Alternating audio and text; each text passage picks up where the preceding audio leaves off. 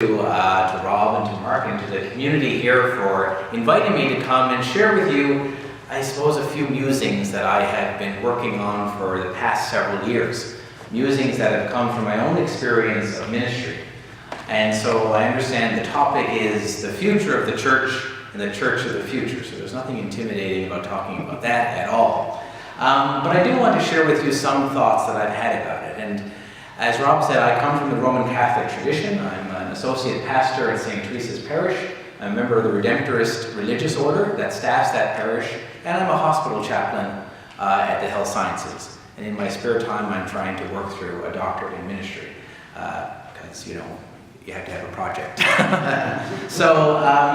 But I want to begin, that gospel that was just proclaimed is one of my favorites. And in that gospel, Jesus extends an invitation to those who are curious about him, those who are interested in him. And they say, where are you staying? Where do you live? Where do you hang your hat? Where are you? What are you all about? And Jesus says, come and see. He doesn't say, well, this is what I'm about. He doesn't say, I'm living over there. He says, come and find out for yourselves. Come and learn. Come and experience. And it's a gospel for me that gives a lot of meaning for my own life. It's a wonderful frame for the spiritual life that I try to live with all of its ups and downs and highs and lows. And it talks about a God of discovery. A God that wants to be found and discovered, but that requires us to do some of the work and the effort. We have been doing that work and effort for over 2,000 years now, but we are at a time in this present history of our church where, in some ways, I'm not sure we have quite been here before, certainly not for many, many, many hundreds of years. I suspect your church, like my church, but certainly the Roman Catholic Church, but I think it's true across many denominational lines, has been struggling. And we've been struggling with this sense of a church that is given the gift of a tradition, given the gift of a scriptural tradition and a lived tradition, a theological tradition that has been passed on from one generation to the next. A tradition that is very sacred. A tradition that we believe goes right back to the time of Christ. And so, like with any tradition, you don't want to tinker with it too much. You want to keep it intact. If you're going to make any change, you're very reticent about change. And I don't know what your church is like, but we change very slowly in our church. And so we take our time trying to change, But we live in a time now where a lot of the people in our church today that practice with any sense of regularity, have been doing that for their entire lives. And in large part, they are an older generation, but not exclusively. And some of the younger people who come have been passed on that tradition from their families, and they continue to practice it. But there's a large group of people that we don't see anymore. And I suspect that's true of for you guys as well. And we in the Roman Catholic Church and here in this Archdiocese in St. John's, but it's true of our church probably in Canada, are struggling with what do we do with this gap of a certain group of people that have a collective memory and say, well, this is who we are and this is how we've celebrated and I learned this from my mom and my grandmother and my grandfather. And so we kind of keep on doing that and know that there is something very important and sacred to that tradition. And then there's another group that you don't see anymore. Perhaps our children or our grandchildren. And they're not practicing, they're not in the pews anymore. They're not part of the community in the normative way that we thought that they would be. And so what do we do with that? And so we're kind of caught in this in-between place, And if you were to ask those people who no longer come anymore, and I would encourage you to enter into dialogue with them. And a real dialogue, not a dialogue that says, you should be going to church. That kind of that shuts down dialogue.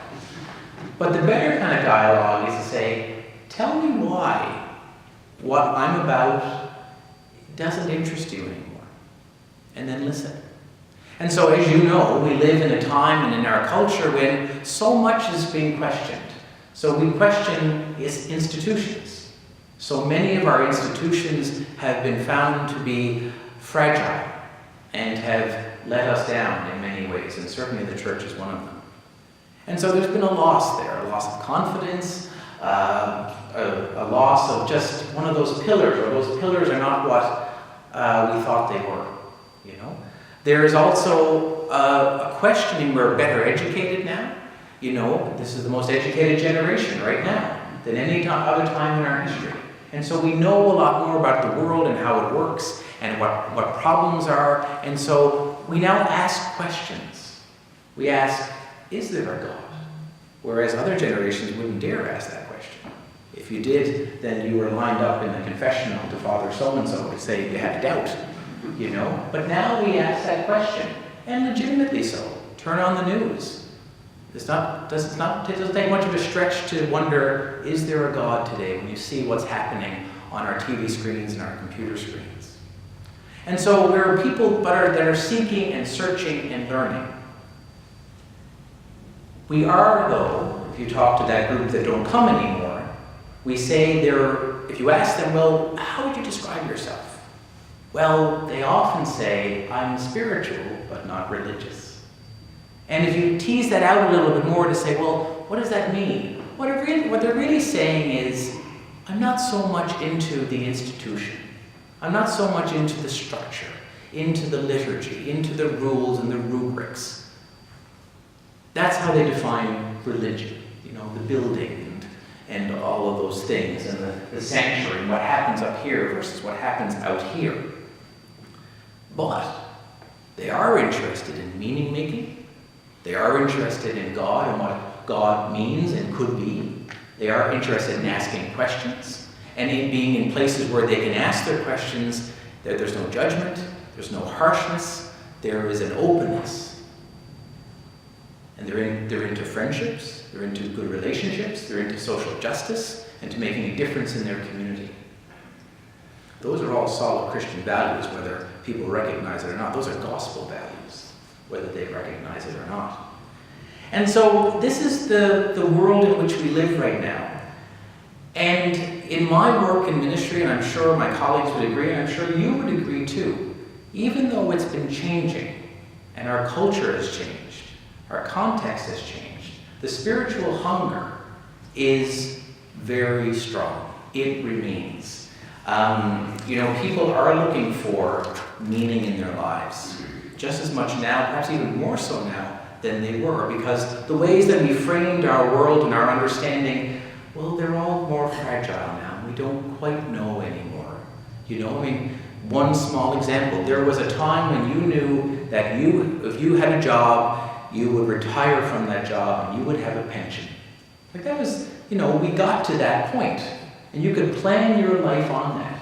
That doesn't exist anymore. Just ask the former employees of Sears.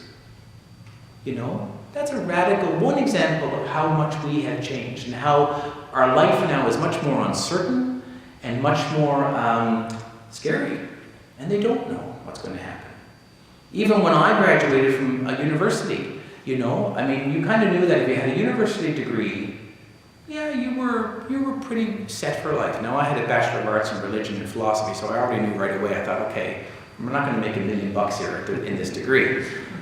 But that's not the case anymore.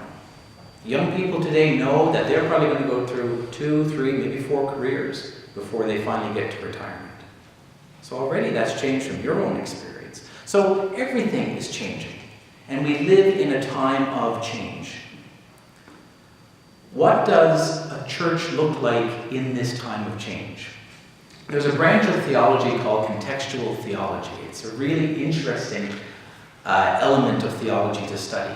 And one of the things that contextual theology is teaching us is to say that revelation can be found in the culture, that our culture can be a source of revelation. Now, not everything in our culture is a source of revelation, but that God can move through a culture and speak to that culture and reveal something of God's self.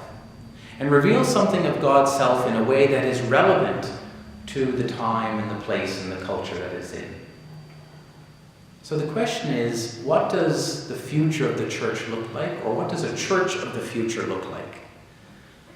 Well, I think that one of the things that a church of the future and our future church needs to look like is that we need to recognize that this is not a crisis time. I think this is not a crisis time.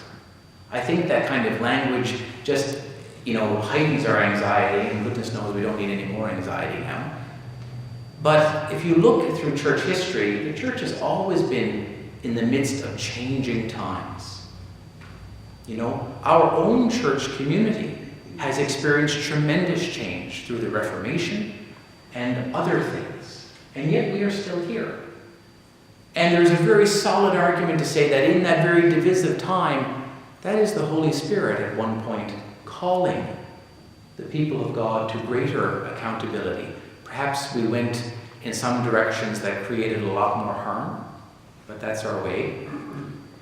But the church has always been in flux and in changing. And that is true, I think, of certainly the Roman Catholic Church today, as well as our other denominations. So how does a church move through this time of uncertainty? Well, I've come to think that and believe that the first thing we need to do is to engage with the culture in which God is present and to listen. To, pardon my language, shut up and listen. Can we as a faith community stop for a second and just say to a person or a group of people or to a group in our society, tell me your experience. Tell me why religion doesn't do it for you anymore. I want to know that myself. Because if I'm going to have a conversation with you about this, then I need to understand where you're coming from. Otherwise, I'm just waiting for you to stop talking so I can tell you why you're wrong. And that's not conversation and it's not dialogue. And if I listen, maybe I'll learn something. And maybe I'll gain an insight. And maybe the church can gain an insight to say, perhaps we need to do that differently now. And so it's a risk.